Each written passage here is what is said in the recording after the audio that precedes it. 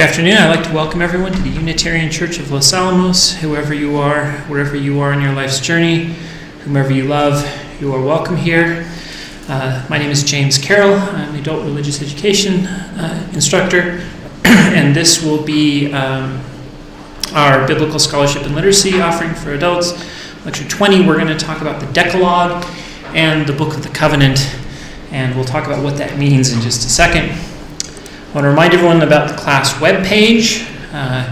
It has a syllabus and it has links to the recordings. I record these lectures for those who missed them, and they're on YouTube for those who want to. And the links from this class are on YouTube. It's sites.google.com, view Biblical Scholarship and Literacy, and then from there you can get to all the lectures, etc. There's also a calendar there, and I try to keep the calendar up to date these days, which will tell you when the next class is, because they move around, because my schedule moves around. And so I try to have, for example, the comparative religion class on the Fridays I have off from work so that I can prepare and do a good job. So those float, and if you follow the calendar, that'll help you know when those are. For example, the next one is this Friday, this coming Friday, and I'll teach a class on Buddhism, and we're going to talk about Mahayana Buddhism, and I've promised that many times, and I keep getting distracted by these other things I end up teaching instead. But this is actually going to happen. So this Friday, if you show up here at 6:30, there'll be a lecture on Mahayana Buddhism, which I'm kind of excited for. If I can remind everyone where we're at, it's been a month. We are talking about the Exodus. It's been 2 months since we last actually talked about the story.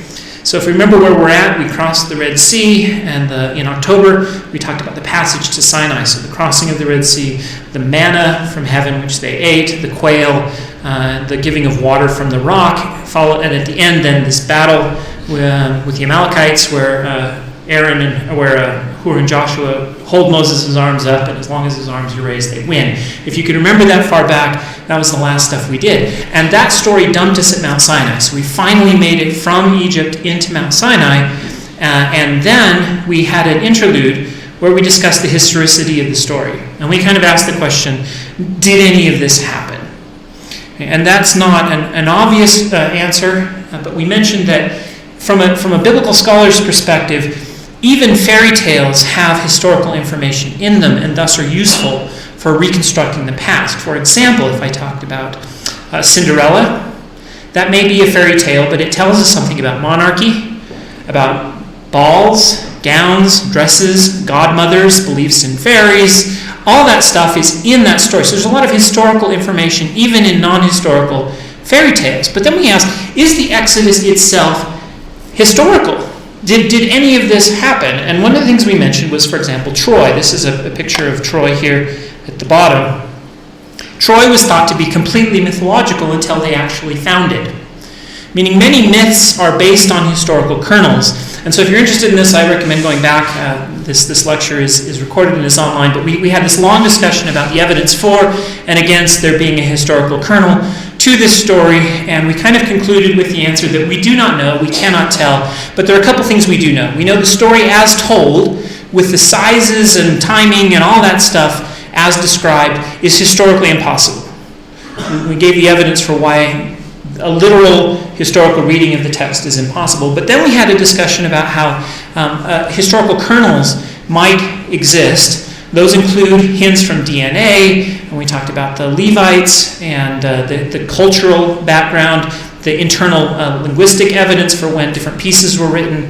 And we concluded that one of the possibilities is a small group of Levites who left Egypt. We know that there were many such groups who left from time to time. We actually have historical records and descriptions of some of them. If one of those small groups were the Levites, they could have traveled into Israel. They could have gone through Midian, brought the worship of Yahweh with them, which would explain this late merger of the god Yahweh and the Canaanite god El. And it could have explained a lot of the kind of cultural and textual evidence, for example, the Bible remembering this moment when they said, hey, the God you've always worshipped, El, his real name is Yahweh. Right? And that shows up twice in the Exodus narrative, once in an E text and once in a P text. And in both cases, they're told, El is the God you've always known, but his real name is Yahweh. And oh, by the way, they discovered that Moses discovered that, or in one of the versions, in Midian. And then we have Egyptian references to the God Yahweh being worshipped in Midian. And so that seems like a rather large coincidence. So we could have this small group that brought the worship of Yahweh from left Egypt, passed through Midian, picked up the worship of Yahweh, headed north into Israel, and where Yahweh and El merged into one deity, which then formed the backbone of a monotheistic tradition of only one God, which of course couldn't have happened if the two hadn't merged as they did. So again, that was an important kind of historical moment if it really happened. So that was what we talked about last class. But now we're going to go back to the narrative. So that means we have to kind of remember what we were talking about all the way back in October. So remember, 1 through 18 is what we've covered so far, and that's the redemption story. Being slaves, being freed, the curses, the plagues on Egypt, crossing the Red Sea, traveling through Sinai, had the war with the Amalekites, all that, 1 through 18. And then what's left in the book is chapters 19 through 24, which is a covenant the Israelites make at Mount Sinai once they finally get there, in Midian, remember, to kind of put this back into its context. They get to Midian, they make this covenant at Sinai, and then 25 through 40 is rules involving worship. For example, the first half is an instruction on how to build the tabernacle, then there's this moment of the golden calf, and then there's another section of text where they actually build the tabernacle according to the instructions they were given earlier, so it's kind of a repeat. That's a rather, most people find it a boring section of the text. I think that's really an exciting version of the text, and we'll get to that, but probably next time. So today we're just going to talk about that covenant at Sinai and the text in 19 through 24. So what's in there? Well, back in clear. So 18, putting us into the story. In 18, they had a battle with the Amalekites, and Moses' arms were raised. As long as they were raised, they won the battle.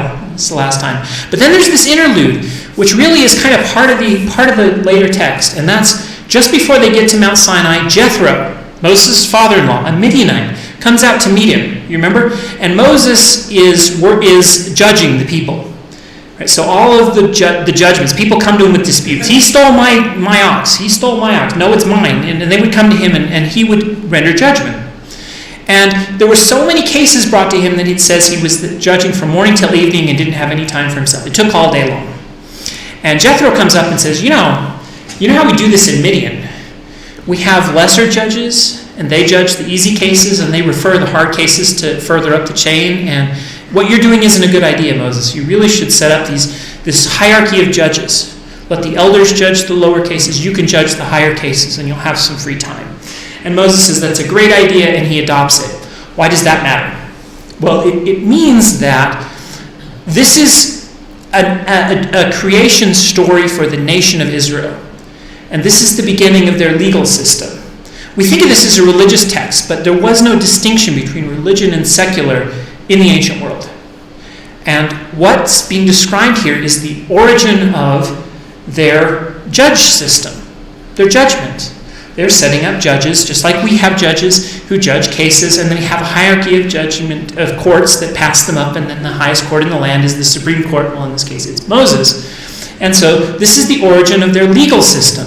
What's coming in the next section, that's in chapter 18. 19, we're going to start talking about the actual laws that will govern how those courts judge. But the beginning of the court system set up in the chapter before they reach Mount Sinai. Once they get to Sinai, they get the laws. Now, notice that in both cases, it comes from Midian. Their legal system itself, according to the memory of these people and the stories they told, originated in Midian. It's a fascinating insight, especially since, again, we have Egyptian texts describing the worship of Yahweh in Midian. And so this stuff comes from the south, from Midian. Both their legal system, and then Jethro is a Midianite high priest. And then Mount Sinai itself is in Midian. Remember, he's tending his father-in-law's flocks when he sees the burning bush, meaning it's in Midian. Its traditional location is in southern Sinai. It's not there. It's over in Midian, according to the text. So St. Catherine's Monastery, as beautiful as that is not the right place for the Mount Exodus. It's a late tradition. So, once we get to the sections where the law comes, this is what we've got to cover. The covenant is proposed in chapter 19. Chapter 20 is the Decalogue. That's a fancy term for 10 words. Deca, 10, log, logos, words. The 10 words. Otherwise known in Protestant circles as the 10 Commandments. But it's more properly known as the 10 words. In fact, that's how it's described. God spoke these words, not these commands. So the 10 words, and then we have the reaction to God's fiery presence by the people in chapter 20. And then we have what begins a new section called the Book of the Covenant.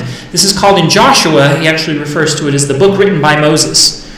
So remember, it's assumed often that Moses wrote the first 5 books of the Bible.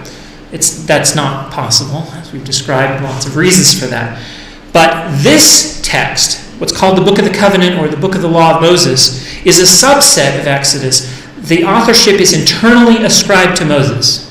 And not the rest, but just this little section is ascribed in authorship to Moses. Both in the text of Exodus and later Joshua will make the same claim. Moses wrote this section of the text. And then we have a ratification of the covenant in chapter 24. And then, of course, we dive into the temple stuff, which we'll try to get to next time. So, chapter 19, the covenant is proposed. And if you want, I'm reading in the New Revised Standard Version. You're welcome to read along. But let's hit some of the highlights. It says, on the 3rd new moon, after the Israelites had gone out from the land of Egypt, on that very day they came into the wilderness of Sinai. And they journeyed from a place, doesn't matter, and entered the wilderness of Sinai and camped in the wilderness, and Israel camped there in front of the mountain. So now we're finally at the mountain. And then we're going to skip to verse 4. Do you see what God, this is God speaking now, did you see what I did to the Egyptians and how I bore you on eagle's wings? This is a reference to protection. In fact, have you seen the Egyptian sun disk with the wings on it? This is that symbol of protection. I protected you, I bore you on eagle's wings, and I brought you to myself. Here is this very old idea that God actually lives in a certain place. God's dwelling place is on Mount Sinai. That's where he lives. Later they will build a temple for him, and he will move from Mount Sinai to the temple in Jerusalem. But the idea at first was that he actually lived in a place. This is a very common ancient Near Eastern motif. And it's strange that Israel believes and remembers that the place where God lived is not in Israel at first. In other words, they remember this idea that Yahweh is not an indigenous deity. He came from somewhere else and was brought into Israel. And so it says, I brought you on eagle's wings and brought you to the place where I live, to myself. Now therefore, if you obey my voice and keep the covenant, you shall be my treasured possession of all the peoples. Indeed, the whole earth is mine, but you will be for me a kingdom of priests and a holy nation. These are the words that you shall speak to the peoples. This is God speaking to Moses, and Moses is going to go down and tell the people this. Okay, what did we just read? I think this is some really important stuff. The first is that law is a reaction to deliverance. I delivered you, so now you're going to keep my laws. It's not the other way around. And that matters especially for believers, and especially Christian traditions. Sometimes we'll get this backwards. Right? If you keep the commandments, then God will save you. But in the Old Testament, and Paul will point this out several times, God saves them first, and then says, because I saved you, I would like you to therefore keep these rules, so the salvation comes first. The next point is that God's intent is for Israel to be a kingdom of priests. That means they're all priests and a holy nation. What does a priest do? A priest mediates God to others. They're a mediator between God and the people. Israel was intended to be a nation that mediated God to the rest of the world. A special nation that would be God's mediators and would reveal God to the rest of the world.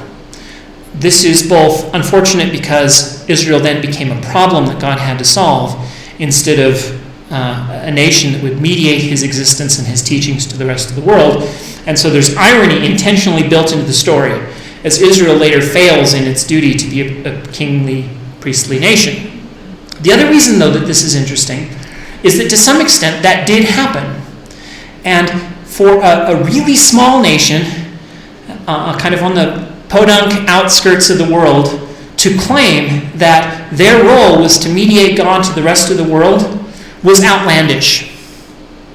And yet, Islam, Christianity, and Judaism, and a large chunk of the world's population today see God through the lens of the teachings of this small desert tribe tribal nation. This verse is strangely prophetic, in the sense that on one level it didn't happen the way God intended, and on the other level, internally to the story, it didn't happen the way God intended. On the other level, it actually did happen this way. And it's this really strange moment in history where this small group makes this claim and then it happens. So, the next bit we get is after God says, this is my purpose. You're here, this is what I'm going to do with you. I'm going to make you a holy nation. And now you need to consecrate yourselves to get ready for me, for my presence. Because my presence, again, this is a common belief in the ancient world, my presence is dangerous. There's so much holiness, so much sacredness, so much power here that to approach me and my words and to hear my words is dangerous. You have to be worthy, you have to be prepared, ritually prepared. And so there's several things they have to do. First, a dense cloud will appear, God says, that will shield him so that the people don't see him, because seeing him is too dangerous. But Moses gets to go up and see him, and several others. You need to wash your clothes to remove the impurities. We've had this conversation in the comparative religion class of how do you make something sacred? Well, first of all, you exclude things that are impure, and then you have rituals that presumably happened there or events that happened there that made the space sacred or special. And this creates a psychological feeling of the sacred. So to create that, they set limits, boundaries, and different people can go up to different levels. The general people are at the bottom level, the elders get to go up a little higher, and Moses goes all the way to the top. And so you have these graded levels of sacredness and approach, and you can't touch them if you're not prepared, worthy, or one of the approved people, or the penalty can be death, it says. And then you fast from sex. Now I want to make another point about this. The biblical text in the Old Testament is not, it's often characterized as sexually conservative, and it's not. The biblical text never says that God disapproves of sex. In fact, if anything, it's sacred. There are other chapters where very erotic poetry is given. The Israelites did not have a negative view of sex. They did, however, have a negative view of adultery, and that view is tied to property law, as we'll discuss in a little while. And they had a negative view. They had a ritualistic view of purity that involved fasting in a temporary sense from sexual intimacy, which is not the same thing as believing that sex itself is bad. And so the puritanical view and the view of later Christianity is imposed back on the text, but the text itself is actually very kind of pro-sex, not anti-sex. So here's the time where they're told not to have sex for 3 days as a preparation for a sacred experience. But there is no implication in that sex itself is bad or that having sex is bad. That is a foreign view to the older parts of the Old Testament, which I think is important to point out. Another very interesting kind of tidbit in how the mountain is set up is that those 3 sections, right, the people here, the elders here, and Moses at the top, parallels the tabernacle and temple divisions into 3 sections, right? There's a courtyard, and there's a holy place, and then there's a most holy place, or holy of holies. And here in the mountain we have the same tripartite setup, and even the pieces line up, right? So the cloud is generated by this altar of incense. You burn incense, and it creates this large cloud between the holy place and the holy of holies. In the holy of holies is the ark, which is God's throne, where the 2 tablets of stone are kept. We'll talk about those 2 tablets of stone in a minute. But again, that's what happens at the top of the mountain. You have a burning bush, which is represented by the burning candlestick. The elders will eat a covenant meal. This is represented by the table of showbread, which had this bread loaves that the priests will eat. And at the bottom, of course, you have the rock where the water flowed out, and you have the altar of sacrifice, where they will make this covenant to keep the law that they're about to be given. And so you can think of this 2 ways. Either the tabernacle and temple, which the authors were familiar with, was imposed back on the Exodus story, or the Exodus story came first and they built their temple tabernacle after a pattern in order to allow them to take the mountain with them as they traveled. Because the mountain was God's home, as we just said. Well, now they're going to take God with them in a journey. So they have a tent for him. And when they get to the promised land, they'll build a temple for him. so that God can live with the people. God will live with them. So again, the temple and the mountain are paralleled, and it either went from the mountain to the temple or from the temple to the mountain, whichever way you want. And if you happen to be a believer, you could imply that God designed them both with the same pattern implied intentionally. But either way, the connection is obvious, deep, and intentional, and there are many points of contact between the two. And of course, the tabernacle works on many levels. It was also intended, or again, either direction, to mirror the Garden of Eden story. So the Garden of Eden story has the same elements as the temple in the same pattern sort of thing. So we're at the top of the mountain now. And God's going to talk to the people. The people are consecrated. They're ready. Moses goes up to the top, and he warns the people that there'll be this fire, this burning thing. And then he says, you will get to hear God's words so that you won't doubt me anymore.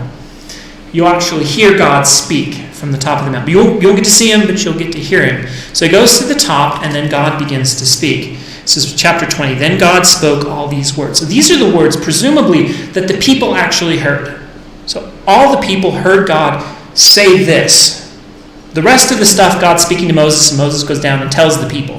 This is something that thunders so loudly that everybody hears it from the top to the bottom.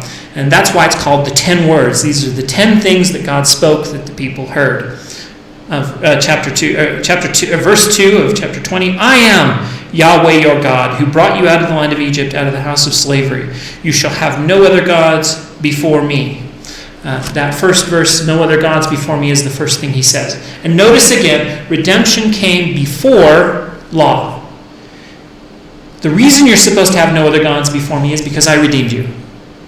This is exactly the sort of thing we see in an ancient Near Eastern covenant, which is, I am, say, the king of Assyria, and I delivered you from the marauders, therefore you shall have no other kings besides me, and having another king is treason.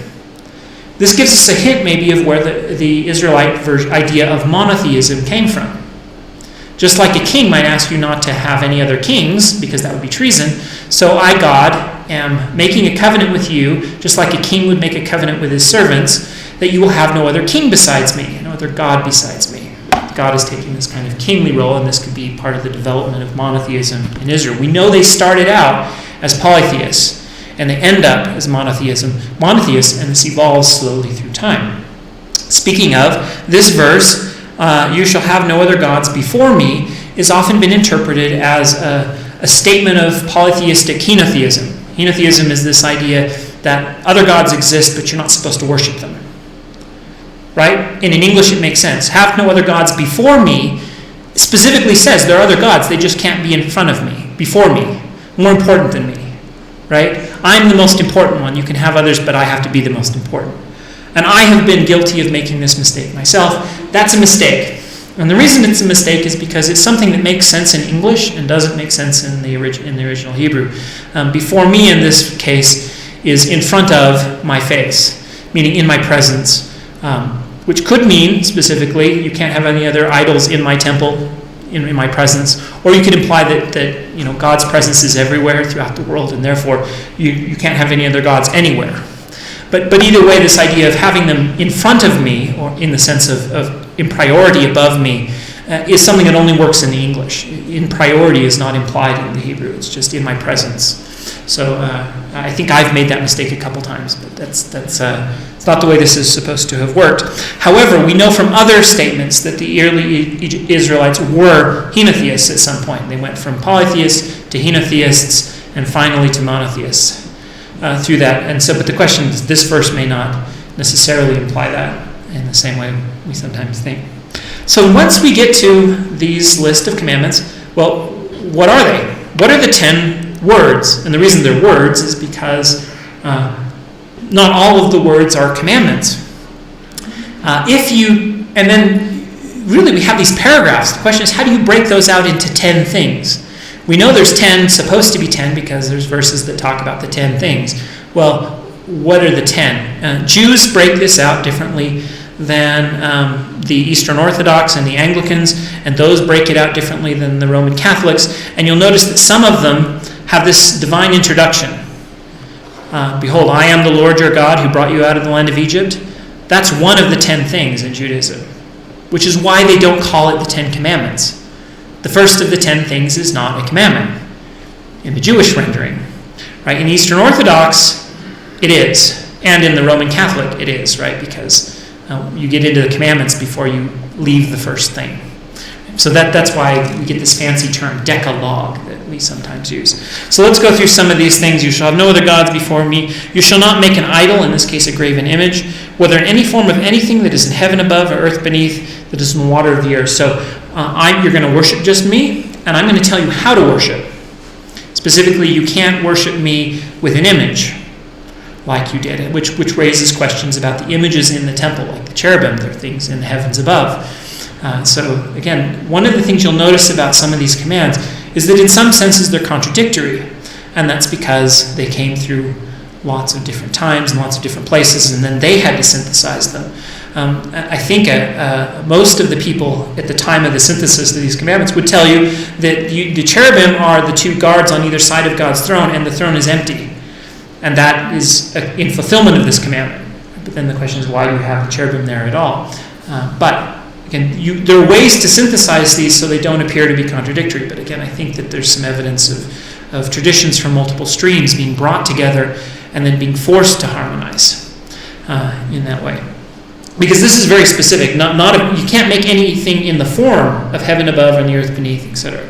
But it doesn't say you can't have them for art. It says you can't have them for worship, which is another point. In some parts of Jewish history, they haven't made images for art either. They've been aniconistic. No art, no nothing, to keep this commandment. And in other parts of Israelite history, they have had art. They just didn't use them as part of their worship of God. So again, that's another distinction that modern Christians usually interpret it in the latter sense, which allows them to have David, Michelangelo, etc. All right. Let's see. We can go through these, but I think you've heard of most of them. There's have no other gods, don't have idols. There's the divine name. Don't take the name of your Lord your God in vain. People have interpreted that as cussing. It's a commandment against cussing.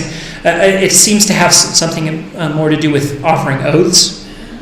If you invoke God's name in an oath, it can't be in vain. Meaning, if you promise to do something in the name of God, you have to do it.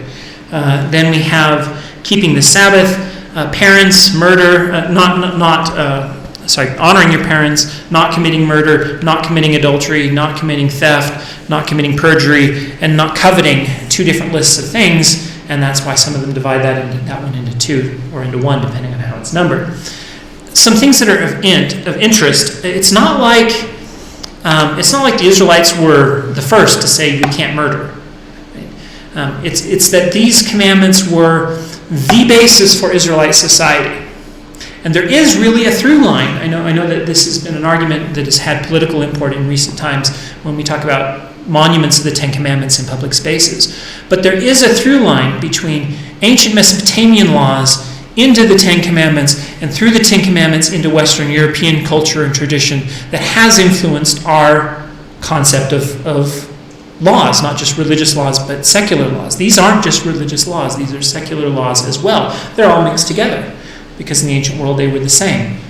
We have kind of expunged the religious laws and said those are up to personal preference, but the secular laws are still there. Well, this is there's a through line from our secular laws back to these earlier traditions because many of the people who formed some of our legal traditions were believers in this stuff into Western Europe and et cetera. So, also notice, these are almost, later on we'll get to very specific case laws, but notice the ambiguity in these laws. Keep the Sabbath. Great. What does that mean? It means don't work on the Sabbath. What is work?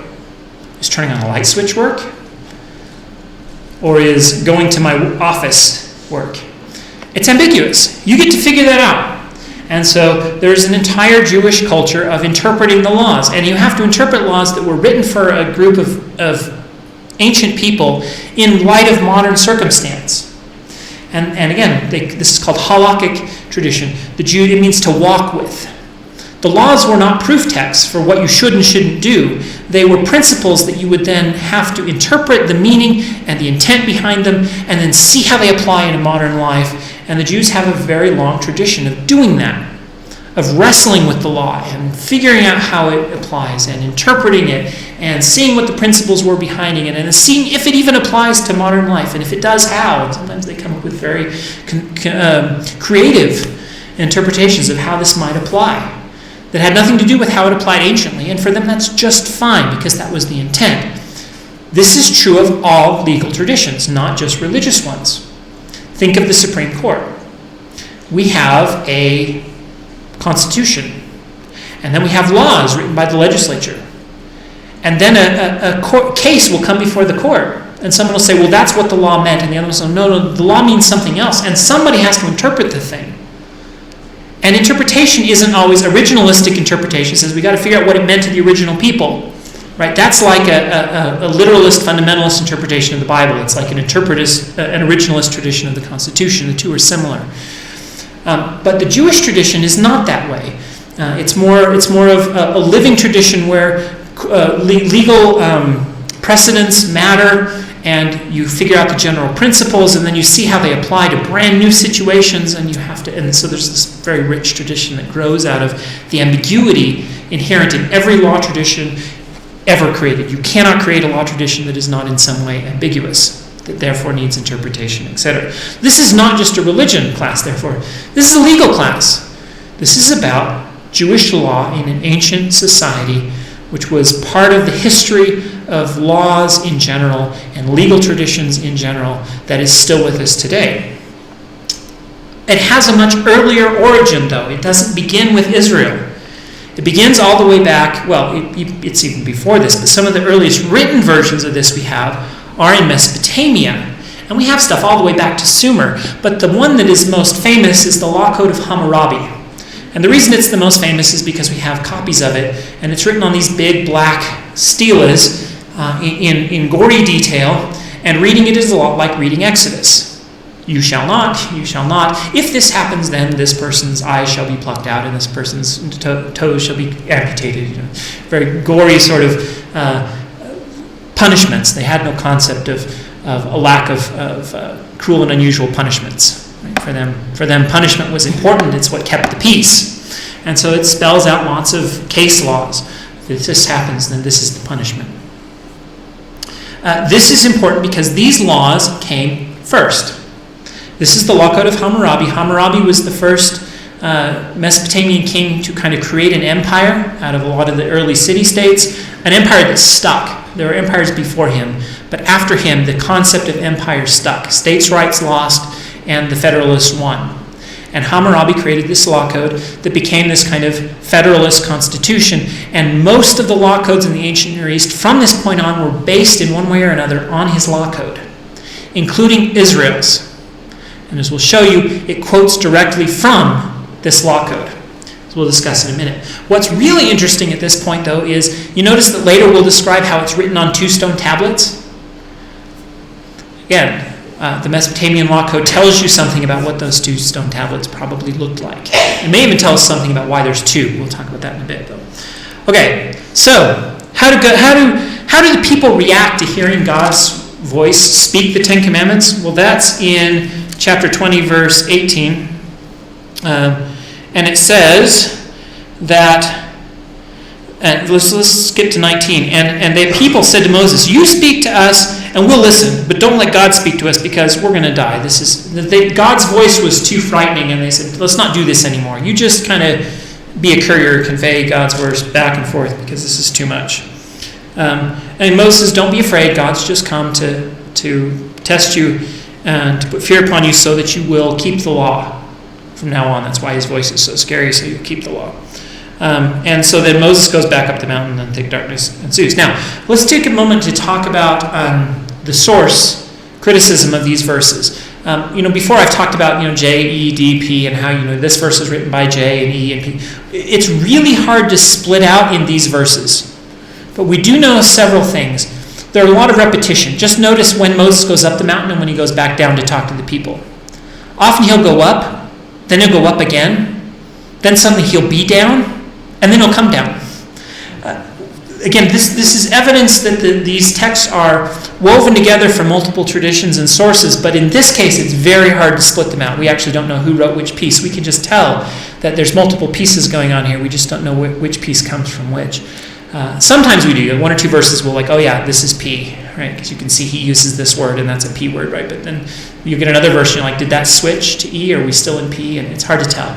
So I'm not going through these verses and telling you who wrote each piece. But there's a lot of evidence from this, if you just read it, of multiple authorship still in this verse. Okay. Next, we come to the Book of the Covenant. The Book of the Covenant is an internally separate tradition, very much like the Ten Commandments. There was a tradition that God spoke 10 words, and so we'll have different authors quoting the 10 words. In fact, Deuteronomy will also quote the 10 Commandments at a later point. It'll be almost identical, except it'll give a different reason for keeping the Sabbath. Instead of keeping the Sabbath because God created the world, it'll be you keep the Sabbath because God saved you from slavery, and only a free man can choose not to work a day. If you were a slave, you'd stop to work. That's why you keep the Sabbath. So, but other than that, they're identical. So there seems to be a tradition of God's 10 words that multiple authors knew about. Here again, we have a tradition of a Book of the Covenant that is, I think, attested outside of this. Other people will quote it, right? This is kind of a well-known legal document, and the other sources are aware of it. It's a traditional legal code, very much like the Law Code of Hammurabi. We think of the whole book as the law, right? The 5 books of Moses are the law, but in the older tradition, this was the law. This was a specific law code written. Now, the 10 Commandments were spoken by God. This one will say spoken by God as well. The 10 Commandments are later written by the finger of God on tablets. This text, it will say Moses wrote it. Now, and in the book of Joshua, it will refer back to this passage and say, as Moses wrote. And so that verse in Joshua has been used to ascribe authorship of the entire 5 books of Moses to Moses. But again, in the internal logic of the story, this is a separate book of law. These verses from chapter 20, 22 through 23, 33 is a separate book that Moses wrote. It's not saying Moses wrote the whole thing. It's saying Moses wrote this thing. And you can tell that because halfway through it says, and Moses wrote this down.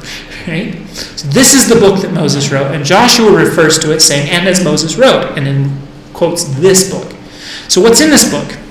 It has a prologue, descriptions about idols and altars, laws about slaves, laws about murders, laws about injustice, poverty, society, social justice, sacred festivals, and then it has this epilogue. So this is this book. It's worth comparing this book to the Law Code of Hammurabi. Actually, before we do that, let's talk about the first part. The first law in it is about how to make an altar, right? It says, don't have any gods, don't make them of gold or silver. That's in the first few verses. And then in 24 it says, you need make for me only an altar of earth, and sacrifice on it your burnt offerings and your offerings of well-being, your sheep and your oxen. In every place, notice, implies more than one. Do you see that? In every place where I will cause my name to be remembered, I will come to you and bless you. But if you make for me an altar of stone, do not build it out of hewn stones, for if you use an iron chisel on it, you have profaned it, probably because iron is a tool of war. There's 2 important things to note about this. The first and most important is that concept of everywhere where I set my name. That is extremely important because it is contradictory. Again, I don't care if you're a believer. I do care if you're a fundamentalist, because that view of the text is impossible. Right? So if you're an atheist, you're welcome here. If you're a believer, you're welcome here. If you're a fundamentalist, you're welcome here too, but that's the only person I'm going to look at and say, that's not possible. Because here we have a reference to building altars in every place. And we know something about the origin, therefore, of this separate law code. Because later authors like Deuteronomy will imply that there is only one place you can worship, and that's at the Jerusalem temple. Worship was centralized at a later location, a later time. We know when. Hezekiah and Josiah, both in the later kings, the story is told where they centralized worship. And then we have laws that imply that the worship should be centralized. Those laws were probably written later, after Josiah and Hezekiah. But we have earlier law codes, and we can tell they're early because they don't imply centralization. So when was this written? Sometime before Hezekiah and Josiah. You can date it by its contents because it implies multiple temples with multiple altars, and we know that happened. In fact, here are 3 Israelite temples built. These are what the Bible will sometimes call high places, in kind of in a judgmental sense. It doesn't refer to them favorably because the text was then written at a later date by people who didn't approve of this worship. But people worshipped at the top of these mountains in temples that looked like this, and they have similar form to the Temple of Solomon. Right? There's an outer courtyard and an inner hall.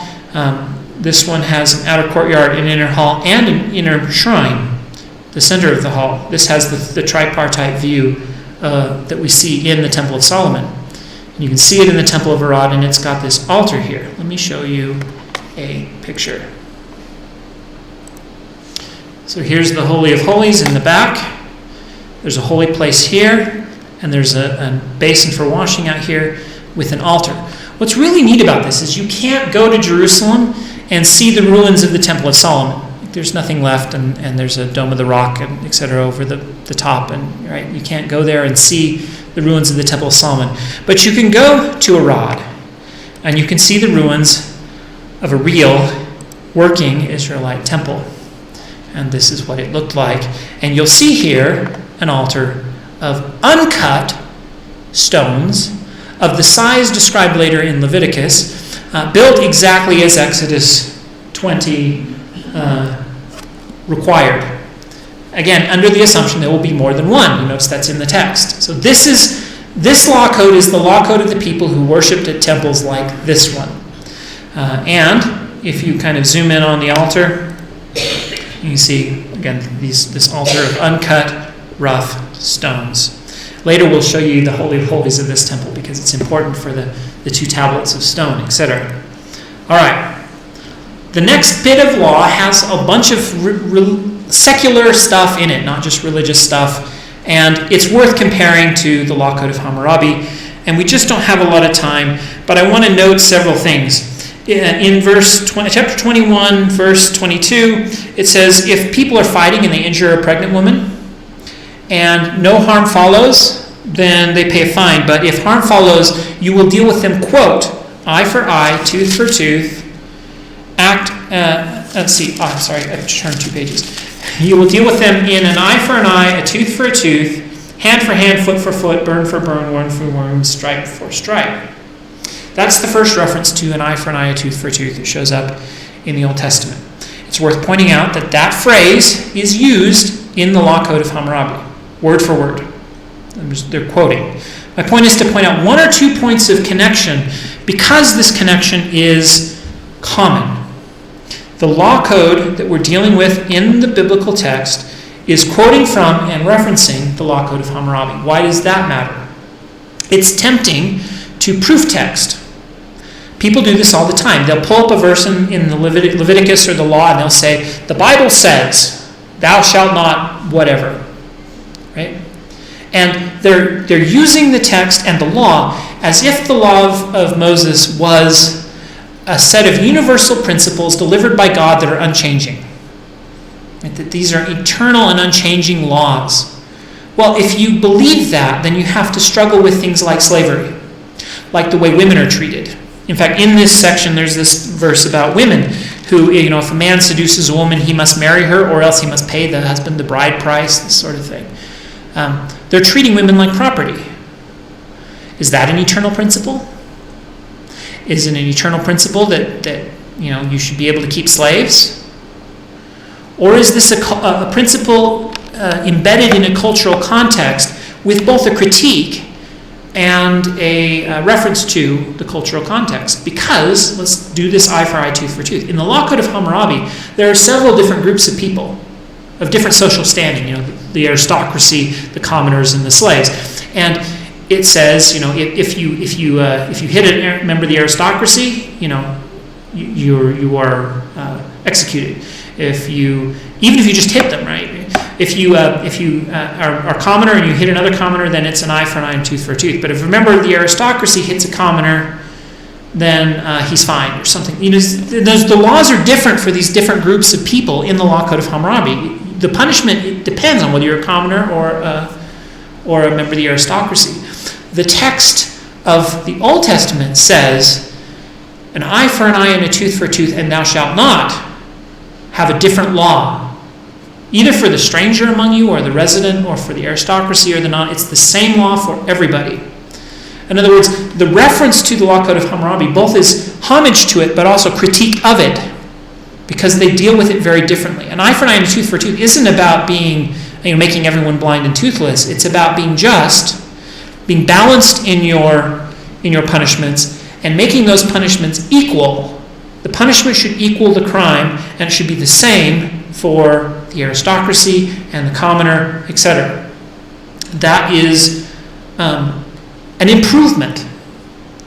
Right? So one of the ways I like to look at this is, instead of looking at the Old Testament saying, well, this is horrifying, we can look at the law code of Hammurabi and say this is more horrifying. I like to look at it through the lens of Martin Luther. He said that the arc of justice is long, the arc of history is long, but it bends towards justice. What we have in the law of Moses is a law that is better than the laws that came before, incrementally better. But that doesn't mean we should be stuck at that level of morality forever, even if you're a believer. If you believe that this law was inspired by God, what God is doing is taking the existing beliefs of the people and pushing them towards justice, incrementally, one step at a time. Does that mean we should stay where he put them, or does that mean we should take another step towards justice today and make an even better law? Maybe one that outlaws slavery, or maybe one that treats women with more respect, or doesn't treat them like property. So, again, I don't care if you're an atheist. If you're an atheist, this is interesting because you see mankind becoming more moral over time. It's very interesting. If you're a believer, you see God pushing people to be more moral over time. As long as we don't believe that we have to stay here in this place, we see it as an arc of justice that is an arc of history that is bending slowly over time towards justice. And then we can take this text and learn from it, because there are very important lessons we can learn from it once we see it in that more proper context. So after the law, there's a lot of we could do with this law, but I'm running out of time. So, and we started a little late because we had technical difficulties setting up. So I'm going to end in maybe another 10 minutes. If you have to leave, that's fine. But let's one more law, and then I love in verse 19 of chapter 23, it says at the end of the verse, "You shall not boil a kid in its mother's milk." This is a great verse because this is the reason Jews can't eat hamburgers today. And because they can't mix milk and meat, lest you ask, because you don't know for sure that the milk didn't come from the mother of the kid who created the meat. You can't be sure, so you just never mix milk and meat. But the context of this verse is in the context of worshiping at festivals and offering sacrifices. And apparently there was a pagan tradition that one of the ways you offered sacrifices, you took a kid and you boiled it in its mother's milk, and that was a sacrificial technique. And what God is saying is, you don't use the sacrificial technique of your pagan neighbors. You worship with my sacrificial technique. So again, you can put it into this historical context of its time. But the Jewish interpreters, and this is a very powerful window into what they did, and I don't think it's necessarily a critique, but the Jewish interpreters didn't know that original context. They were so far divorced from it that they didn't even know what it was. And they said, we don't know why you can't boil a kid in its mother's milk. But because we don't know why, we're going to do this thing where we're not going to mix milk and meat, and that means we're not going to eat cheeseburgers because that's not kosher, and all the kosher laws kind of develop from this and other commands, and they create this very rich kosher tradition that then became a cohesive social glue for the people. Because if you have dietary laws and all of your neighbors have dietary laws, and those dietary laws are different than the non-believers outside of your culture, that can cement your culture together. And it's one of the ways that Jews kept their cultural traditions while living outside of their land in captivity among other peoples. And so, again, you see how a commandment evolves. They believed in a living constitution that had evolved very far from where it began. And that was okay. They were not originalists. in any sense. In fact, they got so far they didn't even remember the original interpretation. So again, that one's a very fun window into kind of Jewish tradition. We're skipping a lot of these laws, I know. But let's talk about the ratification. In chapter 24, we get the ratification. Textually, we believe this is from E. And the reason we think it's from E is because, well, I'll show you. But we think it's mostly from E. We're not entirely sure. But there are two different ratification ceremonies. One that goes from verse 1 of 24 down to verse 8. And then the second one goes from verse 9 on. So it's tempting to see that as two different sources because there's two ratification ceremonies. But both of them bear the marks of E. So we think E wrote them both. Why are there two? Well, it turns out that the first one has to do with the ratification of this covenant book that we just talked about, the Book of the Covenant. The second one has to do with the ratification of the Ten Commandments, the Decalogue.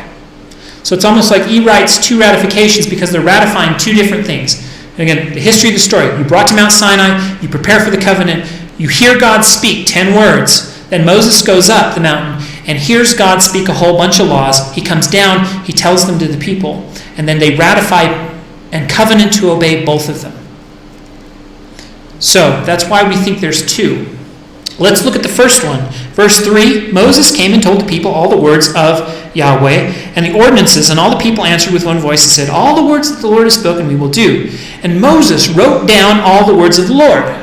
Notice Moses wrote this down. This is where we get this concept of Mosaic authorship for the Book of the Covenant that we just went through. One other point of the Book of the Covenant, it's an older law code. It's from the people who worshipped in the high places. It's very agrarian. It's focused on things like oxes and asses, and it's from an agrarian society, and it's an older code.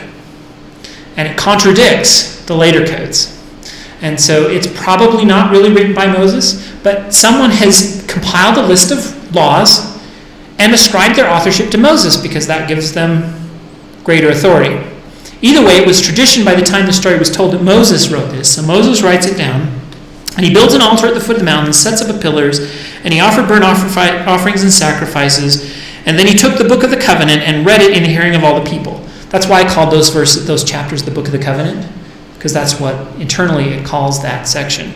And all the people said, we will do all that the Lord has commanded. And Moses took the blood and sprinkled it on the people and sprinkled it on the altar, and now they're under covenant to obey this law. Notice the reference to blood. This becomes an important point in later Christian traditions, and sacrifice of Jesus, putting people under covenant and the new covenant, and all that stuff is based on these verses. Verse 9, Moses and Aaron and Nadab and Abihu and 70 of the elders of Israel went up, and they saw the God of Israel. So before, only Moses got to see. Now a bunch of the elders get to see him. And it says, under his feet there was something like a pavement of sapphire stone. This is the firmament of heaven. Notice how anthropomorphic this God is. He's got feet. And the people actually see him. Again, contradiction, because later verses will say that you can't see God and live. That's also a New Testament tradition. But here, they see him. So again, we have different traditions. They contradict. And God is very anthropomorphic. And they beheld God, and they ate and drank. They have a covenant meal.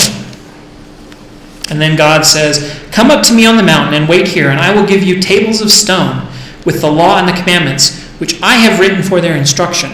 Who wrote the tables of stone?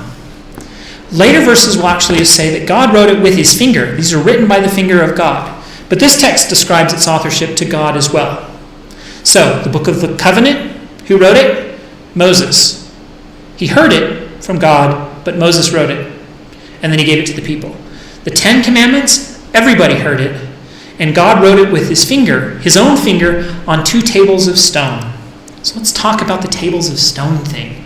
What is going on? Well, again, in Mesopotamia, you set up these tables of stone as memorials of the law, so people don't forget. And at the top of this one is a picture of Hammurabi getting the law from Shamash, just like Moses getting the law from Yahweh. The God gives the law to the king gives the law to the people, it's written on a table of stone, and it's set up where the people can read it so that they won't forget. In this case, the two tables of stone are placed in the Ark of the Covenant.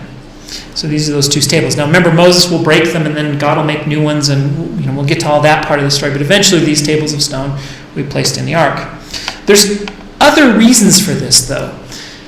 This is an Egyptian temple sort of portable shrine, and it's got these two doors. These are the doors of heaven, and you open it, and the God stands here. We have these pictures of the deities standing behind these kind of curved-shaped memorial stones. We still use that shape, by the way, for gravestones. It's the traditional gravestone. There's a cultural history of all this.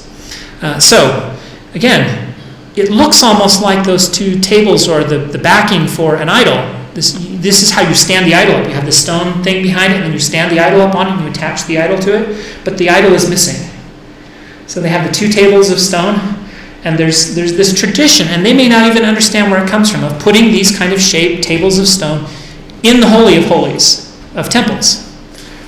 And by the time this happens, they may not even know where it came from. Instead, they're writing the law on it. But again, we have examples of people writing the law on these. So they're combining, there's multiple traditions and kind of origins for this stuff. This is the most interesting bit of all. This is the temple at Arad.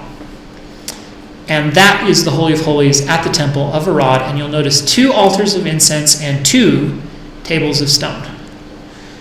So you can interpret this in 2 ways. These are the 2 tables of stone written by Moses. There was a tradition when this came out of 2 tables of stone in the Holy of Holies. However, when we actually archaeologically excavate this, we notice a couple things. There are 2 altars of incense as well. And one of these tables of stone is smaller than the other and is raised on a small platform. What is going on? Almost certainly, those 2 tables were thought more like this. These are the backings for the idol, but the idol is missing. Not because the idol's been stolen, which it would have been made out of gold, right? But because the idol was probably never there. These are the empty throne seats for the 2 deities who sat here. 2. One, and again, the Bible itself tells us what's happening because it constantly complains about people worshiping a second goddess in the temple. And here we have a temple that had a space for the second deity, specifically a goddess that went with the god. They worshiped Yahweh and his wife, Asherah, his consort. This is in the evolution of monotheism. They begin with polytheism. They move through henotheism, that you only worship one, but then all the other gods fall away except for one, the goddess, Yahweh's wife, and eventually she falls away too and they become monotheistic. But they pass through this intermediate stage where they worshipped a goddess. This is another example of 2 stones in the Holy of Holies, which may have influenced the tradition of the 2 tables of stone. We don't know why. That may be why there's 2 instead of 1. It's because there was this tradition of the 2 stones, and this is where this tradition comes from. Again, we know this from several places, not just from the archaeology. We can interpret the archaeology in light of the textual context, and the text tells us that in these temples they were worshiping the goddess. We know that. And it even says they had, altars to the goddess set up in the temples, and the prophets will complain about that. So we know why they're doing what they're doing because the text itself tells us, it just complains about it. But it admits that's what they were doing. We also have texts from the time that talk about Yahweh and his Asherah, his wife, his goddess Asherah. We also have references in this story made it in the Bible and stayed there. This is a great one. When the priests of Baal have a battle with Elijah. You know the story of Elijah and the priests of Baal, where Elijah says, we'll all set up an altar and we'll pray to our God, and whoever's God lights the altar on fire, he's the real God. And you remember lightning from heaven comes down and lights his altar on fire, which is intentionally ironic because Baal is supposed to be the god of storm, thunder, and lightning. But Yahweh produces the lightning, it lights the altar on fire, it burns up, and they execute all the priests of Baal. Watching this entire thing are the priestesses of Asherah. Guess who they don't put to death? The priestesses of Asherah. Why not? Because this is a contest between Baal and Yahweh, and the victor gets the girl. Right? We're trying to figure out who's the lawful god, the lawful wife, or the lawful husband. But Asherah is the goddess that's either married to Baal in Canaanite tradition or married to Yahweh in early Israelite tradition. And so they don't put her priestesses to death. They just watch. The priestesses watch, and the victor gets the girl.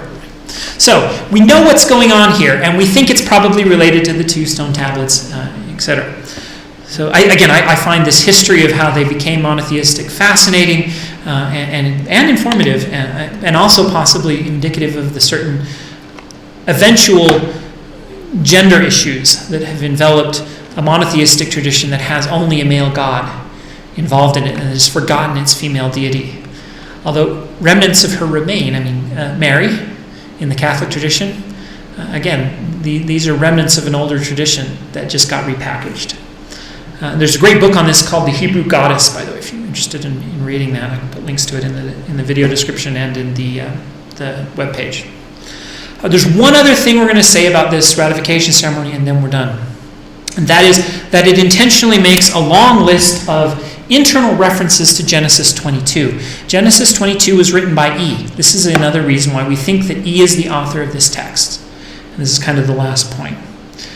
So I'm going to read what Friedman says about this in his comment, The Bible with its Sources Revealed.